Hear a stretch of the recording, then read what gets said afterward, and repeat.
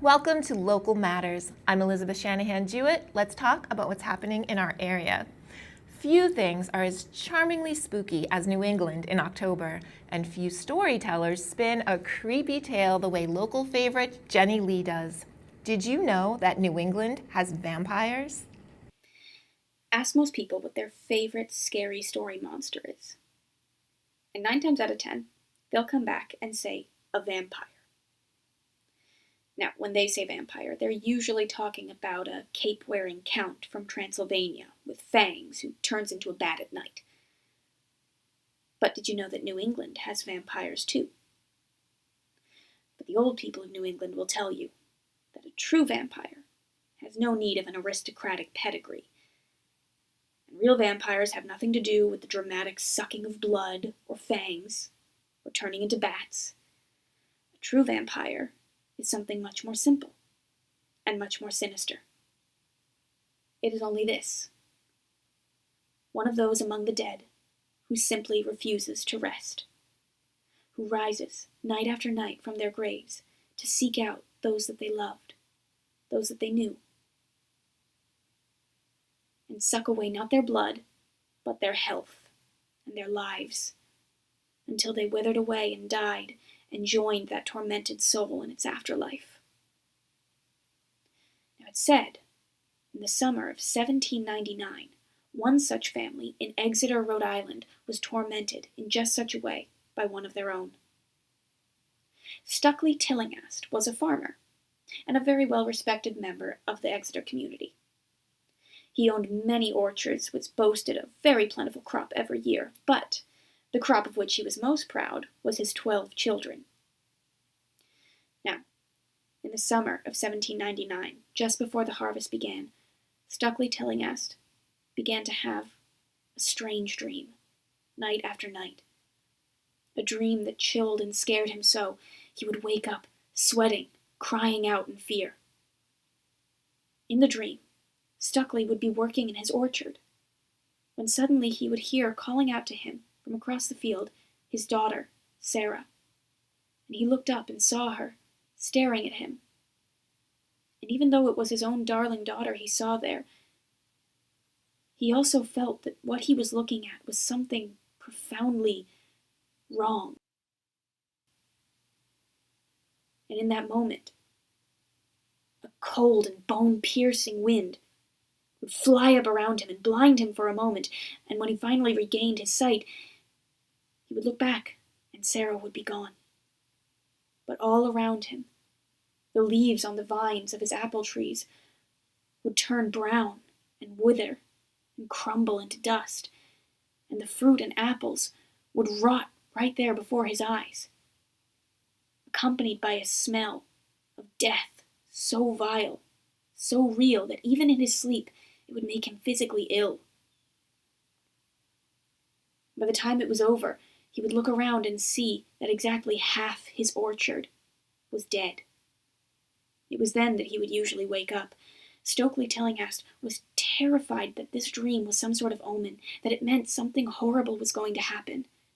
His wife, his family, the pastor, everyone tried to calm him and say it was just the normal nerves before any harvest.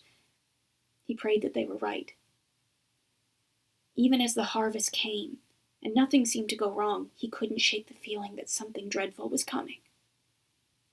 So he wasn't surprised when his daughter, Sarah, fell ill. Consumption, they said it was. Her skin turned from a healthy auburn to a deadly white. Her breathing became shallow and labored, and she coughed up blood until she was too tired to do so. And finally, she withered and she died. Stuckley, though horribly grieved at his daughter's death, a part of him, a secret part he never told anyone, hoped that maybe this was the bad thing his dream was warning him about, and now it was over. But that hope didn't last. It was only a few weeks after Sarah's death that her little brother, Jacob, 9 years old, came to his parents complaining of a chest pain.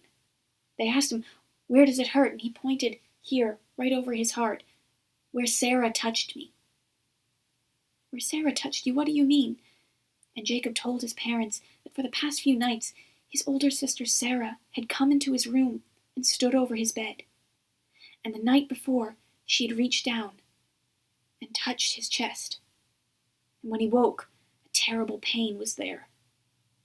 His parents hoped that it was just an overactive imagination and grief talking, but within a few weeks the pain became more and greater, and finally Jacob too began to wither and fade, and it wasn't long after that he also laid in the ground next to his sister.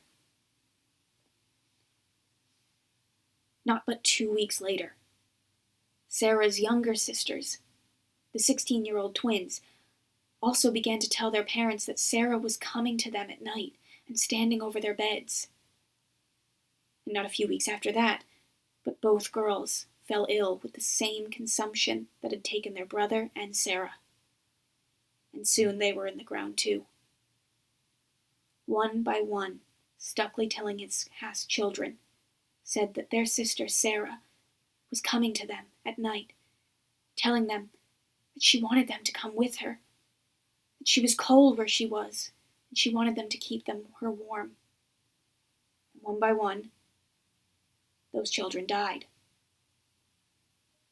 Finally, even Honor, Tillinghast's wife, began to say that her daughter was visiting her at night, saying, "Mama, it's so cold where I am, and I'm so lonely. Won't you come with me?" It wasn't long before Honor began to feel sick. Tillinghast was beside himself. He didn't know what to do. He went to the old field hands and asked for their advice, for they had seen more around that town than anyone. And one old field hand came to him and said, "We know this problem from the old countries. The first of your children to die, she's coming back to take the rest. You must dig up every grave to be sure which of them it is." Tillinghast was aghast at this prospect, but seeing his wife fading further and further in front of him, he became desperate.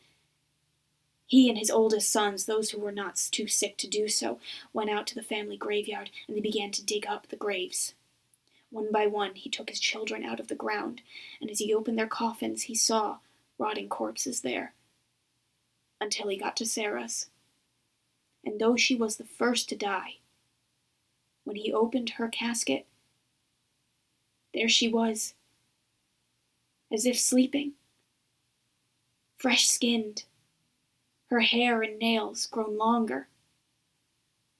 Tears came to his eyes as he realized that it was his own child who was killing his others. Jeremiah, the old field hand who had told him what to do, had also told him how to proceed when he found the one who was taking his other children. And though it broke his heart to do so, Tillinghast took a sharp knife, and he plunged it into Sarah's chest and carved out her heart. For this is the only true way to kill a vampire, to take out its dead heart and to burn it on a stone. Tillinghast poured oil over the heart of his dead daughter. He lit a match, and he burned it to ashes. After that day, not one of Tillinghast's children fell ill, and his wife recovered.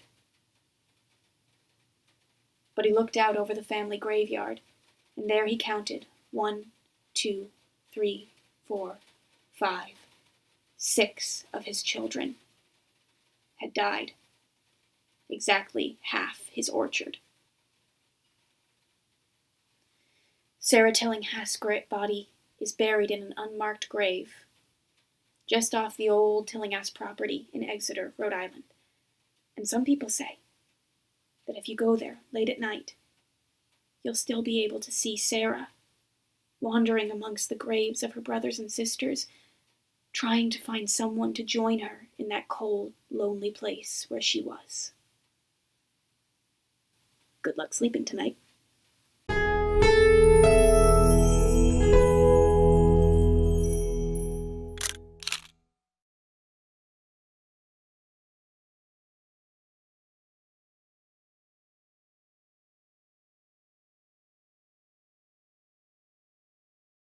Thank you for watching. If you enjoyed this video, please hit the like and subscribe button below before you go. We'll see you next time.